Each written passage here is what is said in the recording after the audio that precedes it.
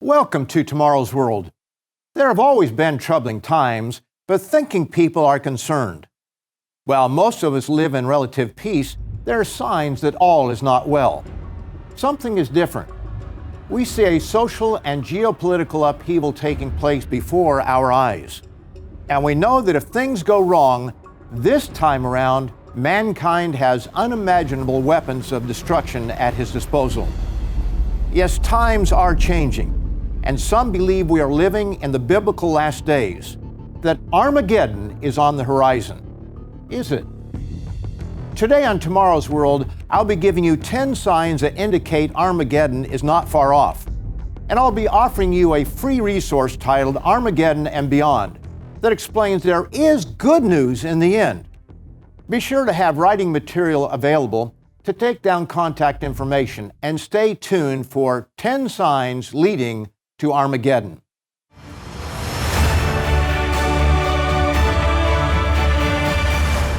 Welcome again to Tomorrow's World. Today I'll be giving 10 signs showing why we know we are living in the days leading to Armageddon.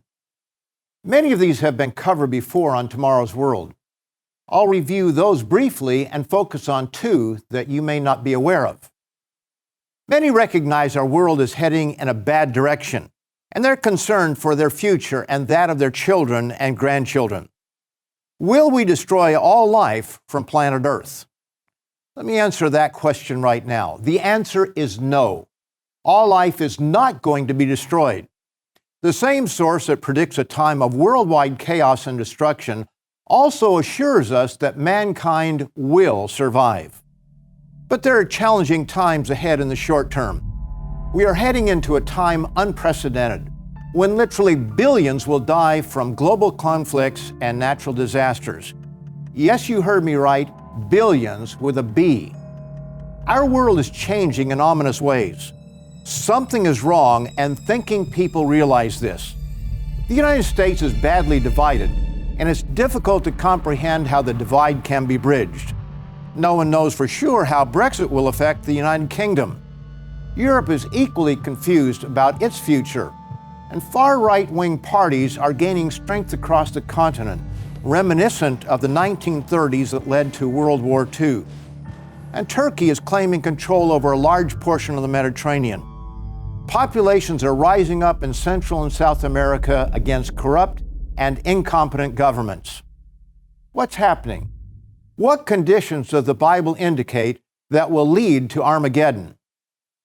I'll begin with a brief review of points covered in past programs and in our literature.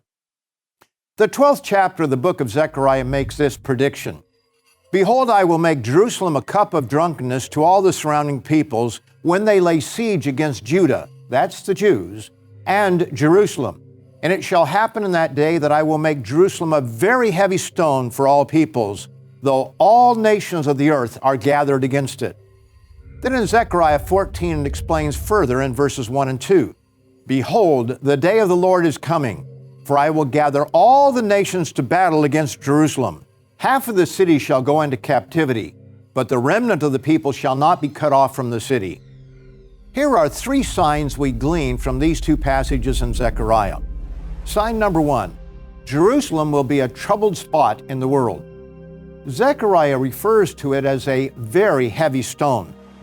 Sign number 2, the Jews will occupy the Holy Land and be at the heart of this trouble.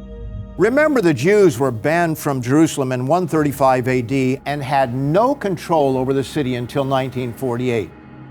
These prophecies are for our time. Today, Jews are in Jerusalem, and it is a very heavy stone. We see further, sign number 3, all nations will be gathered together against the divided city of Jerusalem. The tiny state of Israel is not only surrounded by enemy states, but is despised by much of the world as an illegitimate nation. Consider the never-ending stream of United Nations resolutions condemning Israel. The nation has few friends. And again, as we read in Zechariah 14, at the time of the day of the Lord, that is, the time when God intervenes at the end of the age, half of the city will go into captivity. Why? Because it is a divided city with only half seen as the enemy of the world. We have shown numerous times on this program that Daniel 12 and verse 4 give two unmistakable signs that these are the days leading to Armageddon. But you, Daniel, shut up the words and seal the book until the time of the end. Many shall run to and fro, and knowledge shall increase. Never before has there been a time where people can move about so freely as today. Consider this statement from the U.S. Federal Aviation Administration. Every day, the FAA's Air Traffic Organization provides service to more than 44,000 flights and 2.7 million airline passengers. And that's only in the United States for a single day. Then consider the automobile that we so much take for granted. This massive back and forth movement of peoples is a result of an incredible knowledge explosion. So sign number 4 is travel on a scale never before imagined. And sign number 5, the greatest knowledge explosion in history. These two signs are so obvious that they are impossible to ignore. However, there are others. The 9th chapter of Revelation in verses 14 to 16 tell of an army of 200 million coming from the east of the Euphrates River. The estimated population of the world when the book of Revelation was written was only 300 million, and it stayed that way for the better part of 1,000 years. Only in the last 200 years have we seen population growth spiking. And where on earth is the majority of that population? Altogether, Southeast Asian nations, including China, India, Indonesia, Korea, Pakistan, and Japan, make up more than half the world population. An army the size described in Revelation could only come from Asia, and that is exactly what it predicts. So, sign number 6, a population explosion, especially in Asia. Longtime viewers of this program are familiar with these 6 signs. In the remainder of this program, I'll give you 4 more showing why we know we are living in the days leading to Armageddon. But first, I want to offer you our free resource, Armageddon and Beyond. This informative booklet explains where our world is heading. It speaks of economic and natural disasters ahead, but also gives the most wonderful news possible, and it can be yours free of charge. All you have to do to receive it is to call the number on your screen or click the link in the description below. You have nothing to lose and everything to gain. So call now for your free copy of Armageddon and Beyond. And I'll be right back with 4 more signs showing why we know Armageddon is just around the corner. Today I'm giving 10 signs leading to Armageddon. Before the break, I briefly reviewed 6 of them. Now for the next 4. Our 7th sign is found in the book of Revelation, where it describes 2 servants of God that will be killed just before Christ returns. Notice in chapter 11 and verse 9 how the whole world will see their dead bodies in Jerusalem over a period of 3.5 days. Then those from the peoples, tribes, tongues, and nations will see their dead bodies 3.5 days and not allow their dead bodies to be put into graves. Consider what it takes to make this possible. Smoke signals and the Pony Express just won't do it. Consider what did not exist when this was written. That knowledge explosion that Daniel referred to, such as electricity, understanding radio waves, missiles to place sophisticated communication satellites in Earth orbit, computers, smartphones, and so much more. For the world to see their dead bodies over a period of 3.5 days, the Bible anticipated sign number 7, instantaneous worldwide communications. The next sign has also been covered here on Tomorrow's World. However, it is so chilling that it's impossible to neglect. Most believers in Jesus understand that He came to pay the death penalty for sinners, and that's true. But how many understand that He also foretold future events? When asked, "What will be the sign of your coming and of the end of the age?" Jesus responded in Matthew 24, verses 21 and 22, "For then there will be great tribulation, such as has not been since the beginning of the world until this time, no, nor ever shall be. And unless those days were shortened, no flesh would be saved." The fact that this is only possible in very recent times should give us pause to consider. We will come to the brink, and only God's intervention will prevent self-inflicted human annihilation. But Jesus gives us good news when he adds these reassuring words. But for the elect's sake, those days will be shortened. Thank God he will intervene to stop our insanity. So sign number 8, all flesh can be wiped off the face of the earth. These 8 signs have been covered in past Tomorrow's World programs and in our literature. But now we come to a sign that we have not emphasized as much. Sign number 9, truth has fallen in the streets. We are living in interesting times. Students and faculties on university campuses call for diversity, yet enforce thought conformity. They speak of your truth versus their truth, as though truth is fluid. This is an amazing thing.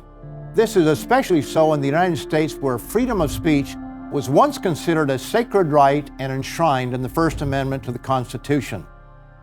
Today, most who espouse a view not in conformity to leftist totalitarian doctrine are denied campus access, shouted down, loudly condemned, and a riot is not out of the question.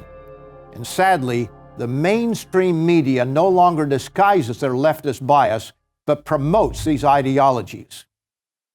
It's the rare individual who is brave enough to stand up to these bullies who care little for truth, justice, or fairness. They eagerly speak evil of anything associated with Christianity, the Bible, or God, but defend every view contrary to traditional biblical morality. Christianity is fair game. Other ideologies are sacred. No one dare say anything against them. The prophet Isaiah, in the 59th chapter of the book by his name, describes our dishonest world and the injustice that stems from it. Notice verses 4 and 5. No one calls for justice, nor does any plead for truth. They trust in empty words and speak lies. They conceive evil and bring forth iniquity. They hatch viper's eggs, in other words, evil plots, and weave the spider's web, or set traps. He continues in verses 9 and 11. Therefore justice is far from us, nor does righteousness overtake us. We look for justice, but there is none. For salvation, but it is far from us. This sad picture is too real. We see it in our evening news in the United States, Britain, Canada, Australia, New Zealand, and elsewhere. Politics is filled with lies, deceptions, and evil plots. Meanwhile, citizens are pawns in the politicians' hands, and justice is neglected. The prophet goes on to describe a society filled with animosity toward God, which substitutes lies for the truth. For our transgressions are multiplied before you, in transgressing and lying against the Lord, and departing from our God, speaking oppression and revolt, conceiving and uttering from the heart words of falsehood. Justice is turned back, and righteousness stands afar off. For truth is fallen in the street, and equity cannot enter. So truth fails, and he who departs from evil makes himself a prey. And do the following words of Isaiah 5, verse 20, not describe our upside-down moral foundations? Woe to those who call evil good and good evil, who put darkness for light and light for darkness, who put bitter for sweet and sweet for bitter. Isaiah described conditions in his day, but prophecy is often dual with a former fulfillment and a latter-day fulfillment. This is true of Isaiah and also of the prophet Jeremiah. Notice how Jeremiah describes our people in Jeremiah 4, verse 22. For my people are foolish, they have not known me. They are silly children, and they have no understanding. They are wise to do evil, but to do good they have no knowledge. We see a very dangerous world. What happens in one part affects all others. We now have weapons of mass destruction far beyond bows and arrows, swords, rocks, and spears. Our free resource, Armageddon and Beyond, explains where this is leading. Note that this title contains two thoughts: destruction on the horizon, but also that which follows the greatest time of trouble in mankind's history. Yes, there is a time beyond that contains the best news possible. You need to know what is ahead in your future, both the unpleasant news and the good news. There is hope. So order your free copy of Armageddon and Beyond before you forget. You won't be sorry. Call now or click the link in the description, and I'll be right back with our 10th reason why we know Armageddon is on the horizon. On today's Tomorrow's World program, I'm giving 10 signs leading to Armageddon. So far, we've looked at 9 found in the Bible that show we are living just before the greatest time of trouble the world has ever known. Let's briefly review them. Sign number 1, Jerusalem will be a troubled spot in the world. Number 2, the Jews will occupy the Holy Land and be at the heart of this trouble. 3, all nations will be gathered together against the divided city of Jerusalem. 4, travel on a scale never before imagined. 5, the greatest knowledge explosion in history. Number 6, a population explosion, especially in Asia. Number 7, instantaneous worldwide communications. Number 8, all flesh can be wiped off the face of the earth. And number 9, truth has fallen in the streets. Before giving the 10th sign, it's important to explain what is meant by the term Armageddon, as there's a lot of misunderstanding on this subject. This word comes from the Hebrew har Megiddo and refers to the hill of Megiddo. This hill, the remains of an ancient city, overlooks the plain of Jezreel. Revelation 16, beginning in verse 13, tells us that at the time of the end, a massive army will be assembled there. And I saw 3 unclean spirits like frogs coming out of the mouth of the dragon, out of the mouth of the beast, and out of the mouth of the false prophet. For they are spirits of demons performing signs, which go out to the kings of the earth and of the whole world to gather them to the battle of that great day of God Almighty. And they gathered them together to the place called in Hebrew Armageddon. Other scriptures show that these armies will then travel south and fight against the returning Jesus Christ at Jerusalem. The idea that Armageddon is the place of the battle is a misnomer. Instead, it is the assembling location for the armies. The real battle is called, as we read in verse 14, the battle of that great day of God Almighty. However, the term Armageddon has become synonymous in a general sense with this end-time conflict. It's also a word used in motion pictures and books for any calamity that might be associated with the end of civilization as we know it. Now, with that background in mind, let's look at sign number 10, as it was in the days of Noah. The Bible tells us that the same conditions that were prevalent during the time of Noah, which brought God's judgment on a rebellious world, will prevail upon the world at the end of the age. And just as destruction came upon an unsuspecting populace in Noah's day, so will it happen again. Notice Luke 17, verses 26 and 27. And as it was in the days of Noah, so it will be also in the days of the Son of Man. They ate, they drank, they married wives, they were given in marriage, until the day that Noah entered the ark, and the flood came and destroyed them all. So what were the social and moral conditions at that time that brought about such great destruction? You can read the answer in Genesis 6 and verse 5. Then the Lord saw that the wickedness of man was great in the earth, and that every intent of the thoughts of his heart was only evil continually. Jesus went on to give another societal trend on earth that indicates that the time of God's patience is running out. We read of that in Luke 17, verses 28 to 30. Likewise, as it was also in the days of Lot, they ate, they drank, they bought, they sold, they planted, they built. But on the day that Lot went out of Sodom, it rained fire and brimstone from heaven and destroyed them all. Even so will it be in the day when the Son of Man is revealed. Again, we learn that a sinful population will be caught off guard as they go about life as normal, eating, drinking, buying, and selling. But 2 questions have yet to be answered. As we've seen, we are nearing that fateful day. But nearing is not the same as knowing when will Armageddon occur. Disaster will come down upon an unsuspecting world, but not upon everyone.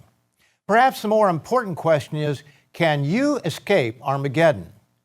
I'll give the answers to these questions, but I want to remind you one more time of today's offer, Armageddon and Beyond. You need to know what to expect in the years just ahead, and you need the good news of what is beyond the most troubling time in human history. There is good news. So be sure to call or click today for your free copy of Armageddon and Beyond. And I'll be back to answer when and how you can escape. But before I do, don't forget to click the like button and subscribe to our channel so you don't miss another Tomorrow's World video. On today's Tomorrow's World program, I'm giving you 10 signs indicating we are in the time leading to what is often referred to as Armageddon. As we've seen, the majority of mankind will be caught off guard when the curtain of destruction descends upon them, but not everyone. As the Apostle Paul tells us in 1 Thessalonians, "For when they say peace and safety, then sudden destruction comes upon them. But you, brethren, are not in darkness, so that this day should overtake you as a thief." The prophet Daniel tells us something remarkable about his prophecies. Surprisingly, not even Daniel knew what they meant, because they came from God, and God's time was not then for them to understand. Daniel 12, beginning in verse 8. "Although I heard, I did not understand. Then I said, My Lord, what shall be the end of these things? And he said, Go your way, Daniel, for the words are closed up and sealed till the time of the end. Many shall be purified, made white, and refined. But the wicked shall do wickedly, and none of the wicked shall understand, but the wise shall understand." Daniel is next given 2 periods of time that end with the return of Christ. Those numbers are 1290 and 1335. The number 1290 points to a specific event that we would be wise to watch for. And from the time that the daily sacrifice is taken away and the abomination of desolation is set up, there shall be 1,290 days. This was an answer to Daniel's question, how long shall the fulfillment of these wonders be? At the beginning of 2019, we aired my Tomorrow's World program titled 2019 in Bible Prophecy. While some ministries were focused on blood moons and other astronomical signs, I boldly stated that Jesus Christ will not return in 2019, or for that matter in 2020, 2021, or 22. Another year has come and gone, and since what is commonly referred to as Armageddon comes after the abomination of desolation and the cutting off of animal sacrifices, Armageddon cannot come until at the very least 2023. But for animal sacrifices to be cut off, they must first begin. And that has not yet happened. In other words, we are still a few years away from that climactic battle at the end of the age. However, that does not mean that we should sit back and take it easy. The horrendous Great Tribulation and Day of the Lord will rage for 3.5 years prior to Armageddon. And those relying on a secret rapture to escape will be disappointed. Another of the points I made in the 2019 Bible Prophecy telecast is that the rapture, while popular, is a false hope. The Bible teaches that there is coming a time for the people of God to flee before destruction comes. As Jesus warned, "Therefore, when you see the abomination of desolation spoken of by Daniel the prophet standing in the holy place, whoever reads, let him understand. Then let those who are in Judea flee to the mountains. Let him who is on the housetop not come down to take anything out of his house. And let him who is in the field not go back to get his clothes. But woe to those who are pregnant and to those who are nursing babies in those days. And pray that your flight may not be in winter or on the Sabbath." Note the reference to the abomination of desolation, which, as we read in Daniel, will take place 1,290 days before the end. Note also that the next 2 verses show the context is the end of the age. "For then there will be great tribulation such as has not been since the beginning of the world until this time. No, nor ever shall be. And unless those days were shortened, no flesh would be saved." God's protection at the end of this age is a subject that I cannot go into due to lack of time. But if you would like to learn more by discussing this with one of our ministers, let us know by contacting your nearest regional office. Or you can simply tell the agent who takes your call to receive Armageddon and Beyond. Just mention you would also like to speak with a minister of the church that sponsors Tomorrow's World. We'll not contact you unless you personally make that request. Don't forget to order your free copy of Armageddon and Beyond, and be sure to come back next week at this same time when Richard Ames, Wallace Smith, and I, along with guest presenter Rod McNair, will continue to share with you the teachings of Jesus Christ, the good news of the coming kingdom of God, and the exciting end-time prophecies and their meaning. See you then.